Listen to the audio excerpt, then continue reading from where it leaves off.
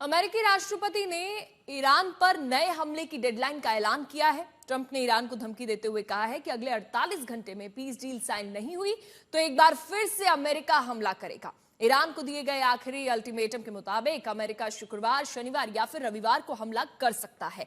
अमेरिकी राष्ट्रपति की धमकी पर पलटवार करते हुए ईरान ने विनाशकारी हमले की चेतावनी दी है।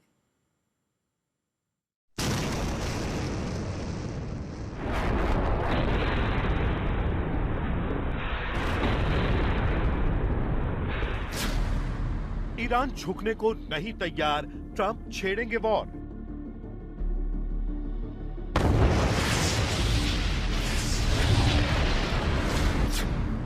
ट्रंप नेतन्याहू का प्लान, ईरान विध्वंस तैयार।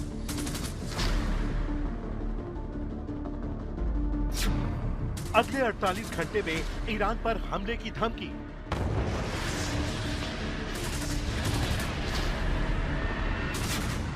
ईरान के टारगेट लॉग ऑर्डर का इंतजार।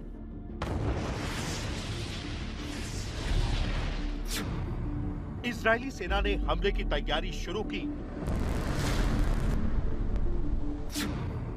ईरान बोला हमला हुआ तो महाविनाश तय।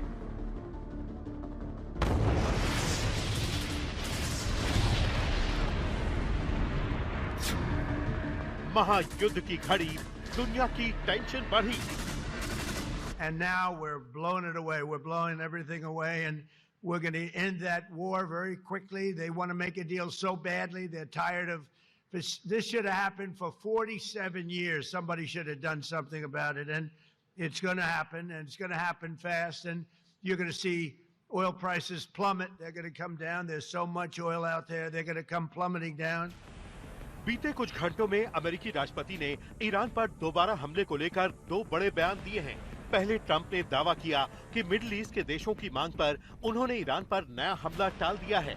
अमेरिकी सेना ईरान पर नए हमले के लिए पूरी तरह तैयार थी, लेकिन ट्रंप ने साफ कर दिया है कि हमला सिर्फ कुछ घंटों के लिए टला है। अगर अगले 48 घंटे के अंदर ईरान की तरफ से पीस डील को लेकर कोई अच्छी खबर नहीं आई तो ईरान पर विध्वंसक हमलों की शुरुआत हो जाएगी। मतलब एक बार फिर ईरान और अमेरिका के बीच युद्ध शुरू हो जाएगा।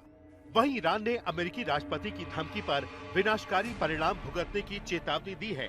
यही ऐलान किया है कि ईरानी सेना की उंगली ट्रिगर पर है। इधर अमेरिका हमला करेगा, उधर अमेरिकी सैन्य ठिकानों के साथ मिडिल ईस्ट में बारूदी तबाही का तांडव ईरान शुरू कर देगा। मतलब ईरान भी अमेरिका के साथ महायुद्ध के लिए तैयार है। सबसे पहले ट्रंप के उस अल्टीमेटम को सुनिए जिसने दुनिया के लिए महायुद्ध की घंटी बजा दी है। I mean, I'm saying 2 or 3 days, maybe Friday, Saturday, Sunday, something, maybe early next week, a limited period of time. Because we can't let them have a nuclear weapon. Trump की धमकी का मतलब यही है कि शुक्रवार, शनिवार या फिर संडे को ईरान पर एक बार फिर हमला हो सकता है, क्योंकि ईरान के साथ पीस डील को लेकर अब तक सहमति नहीं बनी है। ये तब है जब ईरान ने पीस डील का नया प्रस्ताव अमेरिका को भेज रखा है। मामला सिर्फ और सिर्फ ईरान के परमाणु प्रोग्राम पर अटका और लटका हुआ है। ईरान ने साफ कहा है कि परमाणु प्रोग्राम पर किसी दबाव में निर्णय नहीं होगा। अमेरिका के साथ बातचीत होगी, लेकिन ईरान परमाणु प्रोग्राम पर झुकेगा नहीं। वहीं ट्रंप मानते हैं कि ईरान का परमाणु प्रोग्राम सिर्फ अमेरिका के लिए नहीं, बल्कि दुनिया के लिए विनाशकारी साबित हो सकता है। I'm in the middle of a negotiation. I'm saying you cannot have a nuclear weapon. And it comes over the wire that the Democrats want to stop Trump from further negotiations. They want to stop Trump from, if he has to, giving them another slap.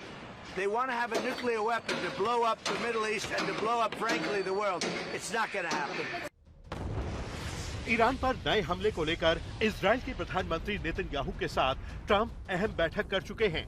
Israeli media में छपी reports के मुताबिक अगर Iran युद्ध खत्म करने को लेकर कोई बड़ा नया प्रस्ताव नहीं देता तो ट्रंप आखिरकार सैन्य कार्रवाई का रास्ता चुन सकते हैं।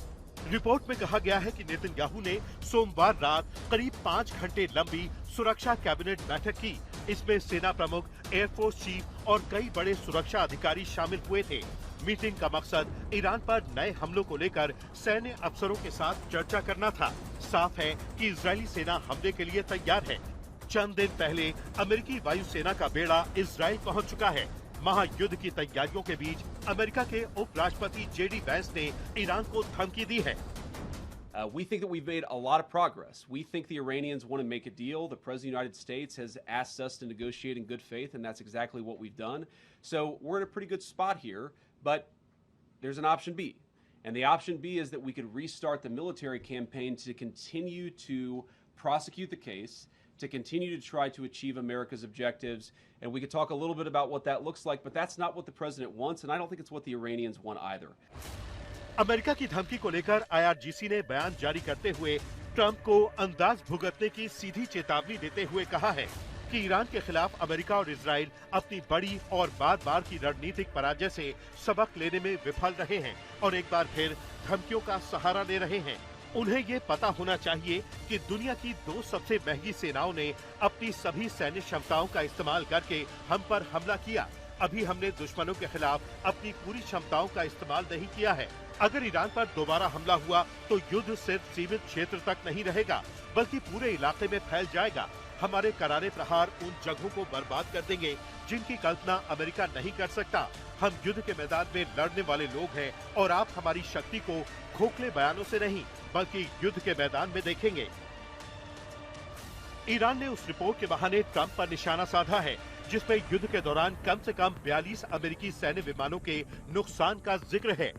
दरअसल अमेरिकी संसद की research agency congressional research service की एक रिपोर्ट में दावा किया गया है कि 28 फरवरी से ईरान के साथ जंग में अमेरिका के कम से कम 42 विमान या तो नष्ट हो गए हैं या उन्हें नुकसान पहुंचा है। रिपोर्ट में कहा गया है कि यह आंकड़ा बढ़ भी सकता है क्योंकि कई मामलों की जानकारी अभी गोपनीय रखी गई है। अमेरिकी रिपोर्ट को लेकर ईरान के विदेश मंत्री ने ट्रंप को दोबारा जंग शुरू नहीं करने की नसीहत दी है। ईरान पर युद्ध शुरू होने के महीनों बाद अमेरिकी कांग्रेस ने अरबों डॉलर मूल्य के दर्जनों विमानों के नुकसान को स्वीकार किया है। हमारी शक्तिशाली सशस्त्र सेनाओं ने सबसे पहले एक चर्चित F-35 विमान को मार गिराने की पुष्टि की है। भविष्य के किसी भी संघर्ष में और भी कई आश्चर्य देखने को मिलेंगे। हमने जो सबक सीखे हैं और जो ज्ञान प्राप्त किया है उसके आधार पर युद्ध में वापसी कई और आश्चर्यों से भरी होगी। धमकियों के बीच ईरान ने भी महायुद्ध की घंटी बजा दी है। ईरान का दावा यही है कि अस्थायी युद्ध विराम के वक्त का इस्तेमाल उसने अपनी सैन्य ताकत बढ़ाने के लिए किया है।